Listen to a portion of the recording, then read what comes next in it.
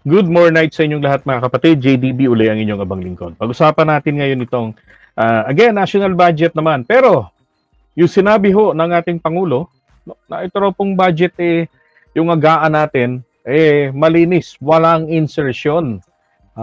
At naalala niyo ho ba, merong 194 billion pork barrel ang na-veto ng ating Pangulo, nahuli niya. At dito rin, papakita ko rin po sa inyo gaano po kawawalang hiya itong ating mga mambabatas. Kung sino ang salarin dito. Okay? Yun po yung walang hiya. Kaya po, again, from the House of Representatives mismo, may tanong nga sa akin, JDB, pasaway pala si Martin Romualdez kay BBM. Sabi ko, hindi po siya. Yung pong kanyang mga kasama. Kaya nga ho, hinihingi po nila na i-push ng taong bayan, no? Pressure rin ng taong bayan na maging public na ang lahat ng bicameral conference committee. Nang sa ganon, wala pong mekos-mekos di hocus-pocus. 'Di ba? Hindi lamang po sa budget, kundi sa lahat ng panukalang batas na dadaan. Alright, maraming salamat po sa inyo, Aurora Argonza. Thank you so much po. God bless. Yan sa pamasko. Ngayon, ito ho yung akusasyon. Sabi ni Nick M. Rojas, imagine more than 100 billion pesos. Maliit pa pong halaga yan. Yung sinasabi niya, 100 billion pesos insertion sa 2025 budget, nakaka-PI. Talaga, worst government admi ni Bangag, sabi niya. Okay. Grabe, no? Ngayon, sabi rin dito, President Ferdinand Marcos Jr. signed the 6.326 trillion national budget on December 30. Ito pa, where he directly vetoed over 194 billion worth of line items that are not consistent with his administration's priorities, including some of programs of DPWH. Hindi lang po sa DPWH, okay? Sabi dyan, kabilang daw po, including some programs. Okay, so ibig sabihin, ang nahuli po nila rito, meron po galing rin sa ibang mga ahensya ng ating pamahalaan. Okay? Gaano po ba kapasaway ang ating mga mambabatas? Kaya po si PBBM ay nagsuri talaga. Talagang nagbuhos talaga sila ng panahon. Imagine, the budget, the GAB was supposed to be signed, diba, December 20, pero umabot ng December 30. No, talagang binusisi nilang maigi yung GAB na ni-review nila. Na sinasabi ni Amy, wala akong nakitang blanco. Okay? Nakita raw niya, walang blanco. Ang may blanco, yung Bicameral Conference Committee report. Bakit nagkakablanco? Kasi po yung mga kongresista at senador natin, dyan po sila nag-hocus-pocus. Bago ma-print, lahat-lahat, kailangan lagyanan, baguhin natin yung figures. Lahat ng kahayupan nila sa pera, kaadikan nila sa pork barrel, dyan po nila ito ipinapasok. Okay? Ganun po ang gawain ng mga walang yan. Kaya wala ni isang kongresista mula noon pa o senador ang gustong magpa-public ng BICAM report. BICAM meetings nila pati ng report. Ops. Ngayon, eto kung teka, merong isang kulang rito Hold on one sec.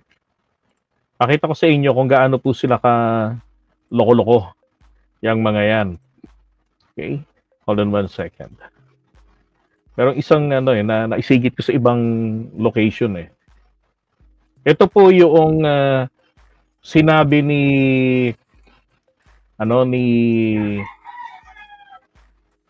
Ping Lacson. Okay? Ping Lacson. Ito.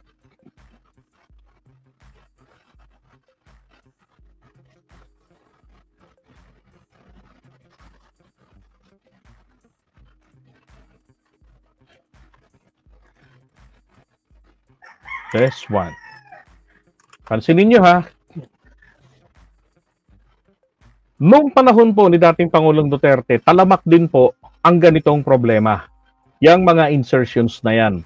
Ibig sabihin, palagi hong may problema sa budget natin, yung preparasyon sa bicameral. Ito, sabi rito ni Ting Lacson, tingnan nyo ha, the BICAM report containing blank appropriations and reportedly signed by the Bicameral Conference Committee members look like a repeat of the 2019 GAA when Duterte vetoed 95.3 billion upon the then Soto-led Senate's strong representation after we discovered anomalous entries in the printed enrolled bill. Ibig sabihin niya po dito, may na-discover silang 95.3 billion na maanomalya na nasa loob ng enrolled bill. Ano po ang enrolled bill? Ang enrolled bill, ito yung General Appropriations Bill, yung GAB. Okay, yung GAB po, ang nakita nila, na nandoon po yung insertion. Sabi niya, tingnan nyo, that were not reflected in our ratified BICAM report. Grabe, di ba? So, what happened? Ano to? That was the 2019 national budget. So, iniharap po kay Duterte noong 2019, yung bali 2018 ito, 2 years pa lang siya sa pwesto, so pinaghahandaan na rito yung 2019 budget. So, ang ginawa ng mga kongresista, mga senador, ng mga Batikano, nag-hocus-pocus, demekus-mekus during the bicameral conference at saka yung preparation ng GAB. Yung BICAM report nila, malinis. Okay? Walang issues. Walang mga kabalbalan. Walang anomaly. Ang anomalya po, ipinasok mismo sa GAB doon sa pinapipirmahan na sa presidente.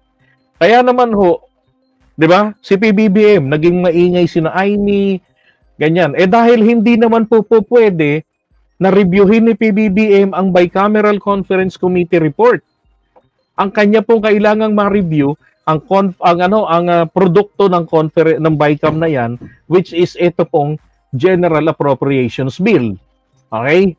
Yun po ang ni-review ni BBM ng maigi. Kasi baka maulit itong ginawa sa kanya. Kay Duterte, baka ulitin ng mga mambabatas sa kanya na malinis ang BICAM report nila, pero doon sa bill, doon sa enrolled bill, yung libro na ibinigay kay Duterte, nandun po yung insertion. Tama, Romeo. Baliktad naman ang nangyari. Ngayon naman po, maanomalya kasi print yung final report na pinirmahan na ng mga miyembro ng BICAM. Nandun yung mga sablay. Di ba? May mga box-box pa. Yung papel na draft for amendments ng mga provisions, hindi po nila nabago. Bagkus yun pa rin yung naiprint nila, yun ang napapirmahan nila. So that is a negligence. Or maybe deliberate negligence.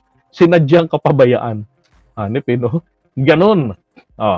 Ngayon, eto, kay BBM, sinuri po nilang maigi. Okay? Binusisi po nila ng maigi yung budget. Pakinggan nyo to.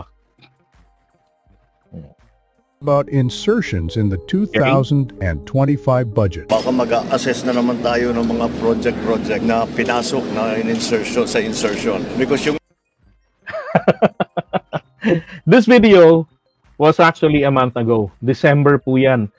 Yung video na yan. Sinasabi niya, baka mag-assess na naman tayo rito ng mga project na ng mga insertions na ipinasok sa insertions. Alam niyo po ba yung nakaraang national budget natin ay naglalaman din po ng illegal? Nakalusot sila doon ang mga kongresista natin. Mahigit 500 billion po ang inilusot nila. Yun po yung ginamit pong pondo sa AKAP na ang may control lamang ay ang mga kongresista. Maswerte nila at hindi po nagdesisyon doon ang Korte Suprema. Kasi ang ginawa nila, nagpasok sila ng, ng unprogrammed. Bawal ang unprogrammed Bawal yan yung unprogrammed. na na budget kasi nilalabag po nito yung nasa batas natin, sa saligang batas, na dapat ito ay naka-specify ano ang paggagamitan ng pera, magkano yung pera. Hindi kung magkano lang yung halaga, tapos ang ilalagay mo roon, important, very VIP. 'Di ba? Various important projects. Yun ang nakita ni Amy naman doon sa part ng ng DPWH.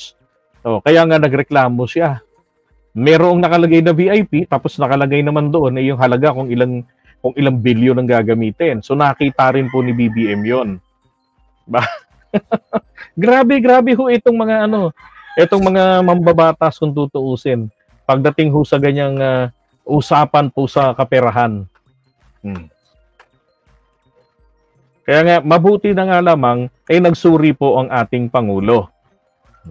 Insertion na ginawa ay hindi naman kasama yon sa budget request. So ano ngayon yung mga yan? Kung talaga bang kailangan, baka yung iba kailangan, hindi naman kailangan ba pwedeng i-defer. Yung iba, walang masyadong, we are starting to see some project proposals that do not have the appropriate program of work. Di ba? Ang ginawa naman po ni BBM nung nakaraan ay yung pong mahigit 500 billion na insertion nila, na-legalized ito kasi nilagyan ng program. Kaya lang ho, yung program na AKAP, pang vote buying ng mga kongresista. Okay? Kasi, ang nabibigyan lang po ng ayuda, yung 4Ps, yung mga tagang walang kita, ganon. So yung mga may kita, nagtatampo. Nagbabayad naman kami ng buwis. Bakit wala kaming pera? Wala kaming nakukuha. Ngayon, to appease, masiguro na sa darating na 2025 election, kuha ang kanilang boto. So nag-insertion ng mga loko-loko. Okay, yung mga kongresista natin. Ang tanong, kasalanan ba ni Martin Romualdez yan? Kung siya po ay bahagi ng Bicameral Conference Committee, tapos nakita niya yan, at saka itong dating Senate President Mig Zubiri, nakita nila yung ganyang kalokohan. Nako, kasi kung doon nagkakamali, ang ginagawa po dyan sa BICAM, sige, kayong grupo nyo, talakayin ninyo yung ganitong department. Kami naman tong ganito. Kami naman ganito. Paborito po dyan ang paglagyan ng mga insertions, DepEd, DPWH, at saka eto hong DOH, ano pa ba yung isa noon? So yan yung mga karaniwang paborito nilang paglagyan ng insertions. Kay Duterte, ginawa ng mga kongresista, ng mga mambabatas natin, na membro ng BICAM, ay yung GAB ang nag-insertion sila. Yung nakaraan naman pong budget natin, 2024, sa GAB din sila tumira. Naglagay din sila ng mahigit 500 billion. Grabe. Buti nga, nagawa ng paraan yun. Nagkaroon ng programa. Dahil kung wala at nagdesisyon ang Korte Suprema, putik. Ay nako. Baka ho maagang na ipa-impeach si PBBM. Ngayon, naging cautious pong masyado ang ating Pangulo.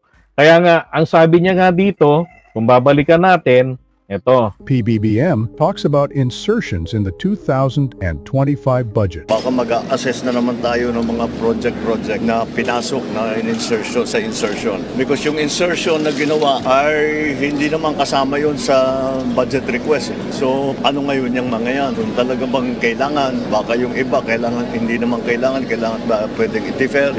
Di ba? Bilang concern nga ang Pangulo yung budget request. Isipin mo, na-request mo, ganito yung project, ganito yung lalagay na amount. Tapos ang ibibigay sa'yo, iba. Yung project, mag-iiba. I-defer mo na. Di ba? O kaya i-veto mo na, anak ng putya. Kaya ang gusto ng Pangulo, dahil binabanatan siya, maraming proyekto na hindi nababudgetan. So tama na ginawa ng Pangulo, hindi na kayo dapat makalusot pa dahil ako ang mga nganib. Hindi kayo, ang mga kongresista po natin at mga senador po natin, bakit ganyang kalalakas walang hiya? Hindi po kasi sila matatanggal sa bisa po ng impeachment. Hindi sila kabilang sa listahan ng mga impeachable officials. Ang presidente, pwedeng ipa-impeach. So kawawa na naman ng presidente, di ba?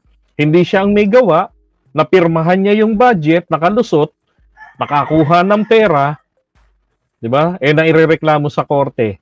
O naireklamo sa korte, napatunayan, illegal ang pagkakapasok ng pera, ikaw ang pumirma, di damay ka. Dahil ikaw ang head of the government, ikaw ngayon ang masisisi. So cautious na po presidente natin. Iba, walang masyadong, we are starting to see some project proposals that do not have the appropriate program of work, walang appropriate na documentation, hindi maliwanag kung saan pupunta ang pera. Kaya yun ang liliwanagin natin. Hindi naman tayo nagkaroon ng napakalaking budget savings. Hindi nga kulang-kulang Kailangan maingat tayo kasi yung ginagastos dyan, hindi naman karamihan, pero meron dyan, utang yan. Kaya kailangan mapunta sa tama para mabayaran natin yung utang. May bawi naman tayo dun sa ginastos natin, dun sa inutang natin. Tama, di ba? Sabi nga nung nag-upload nito kinontra na si Speaker Martin, di ba? Alam niyo, ang speaker, no, yung mga nagluklok sa kanya, kahit anong bait ng speaker, yan po ay kinakailangang makibagay sa kanyang mga kasamahan. Okay? So depende po yan sa tapang, depende po yan sa impluwensya ng isang House Speaker. Kung paano niya rendahan itong mga kasamahan niya. Ganun din ang Senate President. Okay, kung pareho silang takot na baka sila po ay matanggal na agad sa kanilang pwesto, walang mangyayari dyan kung hindi umayon siya ng umayon. Diba? So, kung babalikan lang naman din po natin, hindi ba yung naalala ninyo yung si Sandro ipinadeklara na na vacant, sabi niya, di ba? Na ideklarang vacant ang nasa may video ko niyan, ang posisyon na hinahawakan nitong si Saldico. No. At saka nagtataka nga rin naman ako noon. Bakit parang kakaiba itong gesture na ginawang ito ni Sandro? Parang kalaban nyo na ba? Di ba? Ganon. Tapos si Saldico naman, sabi niya siya ay nagkasakit, ganon.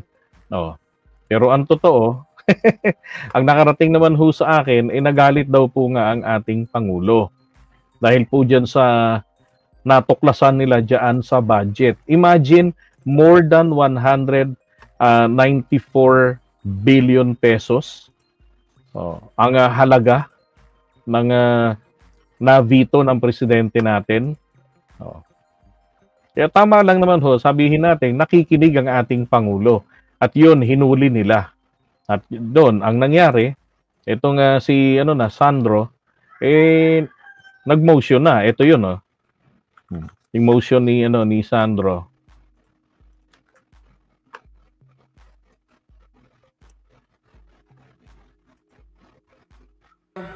I move to declare vacant the position of Chairperson of the Committee on Appropriations. There's a motion.